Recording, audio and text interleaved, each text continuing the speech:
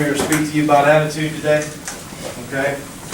And discuss with you not so much what your attitude needs to be, but about some of the things that it needs not to be. Some of the things you need to avoid in order to have a winning football team, okay?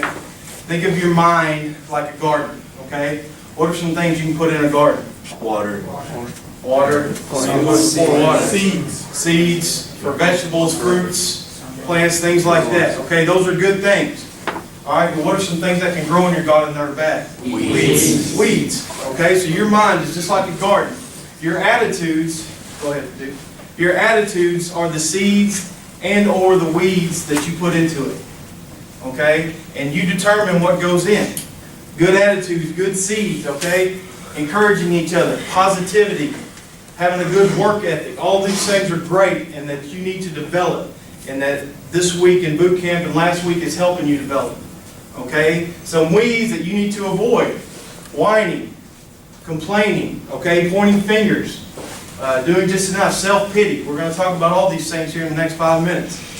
These are the things that you need to get away. They're going to destroy your garden or your mind. All right? You're the gardener. You determine what you put into your mind.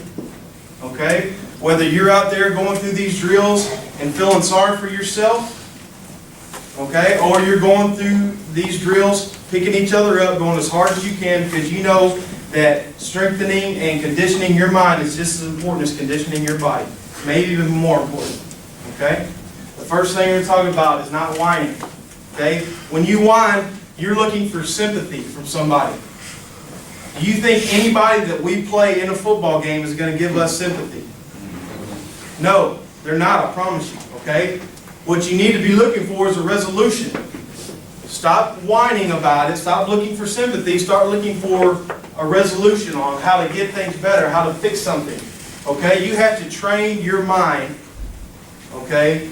And you have to handle negativity in the mind and in your heart before it comes out of your mouth. There's going to be times today when you go out there and you stumble, or a teammate stumbles and falls and maybe costs you some points or something like that, and it's real easy for the first thing to come out of your mouth to be negative. You have to train your mind to catch that and to switch it around to something positive. Get up, man, you can do it. We need you. Okay? That's how you train your mind from going from negative and whining to positive and winning. All right? The next one, complaining. Bad things happen to good people. It happens all the time. I told the freshmen this a while ago. Okay? This year's football team, the one we just got done playing, some of those seniors and you guys in here, some of the best guys and kids and players that I've ever coached. As far as attitude and being respectful and things like that. But what happened that last game? We came up short. Bad things happen to good people. Okay? And your attitude is going to determine how it goes from here on out. Are you going to let that, are you going to go into the self-pity mode? Or, oh, we could have, we should have done this, we could have done that. Or are you going to make it motivate you in the weight room, in this off-season, in this boot camp? That's how you determine. Okay? Complaining about it is going to do nothing for this team. Okay? The next one is making excuses. It's one of the worst things. One of the worst habits you can develop as a small kid is making excuses. Okay? Put on there, excuses are a coward's way out of responsibility. You are responsible today to go out there and go as hard as you can. Okay? And make competition. That's your job today. And when you get through, some of the teams may make competition, some of you may not. If you don't point the finger, point the thumb. What could I have done to make our team better today? It's real easy to point the finger. That's what making excuses is. Well, we could have made it if Heim here would have ran harder. That's a coward's way out of your responsibility. Your responsibility is if he's not running hard, to encourage him to run harder as a team and bring your group together. Okay, so some of the leadership attitudes. Okay, leaders never whine, complain, or make excuses. Generals in armies, CEOs of businesses, they don't make excuses. They look for resolutions on how to make things work. Like they know bad things are going to happen to good people. How do you respond to it? Okay?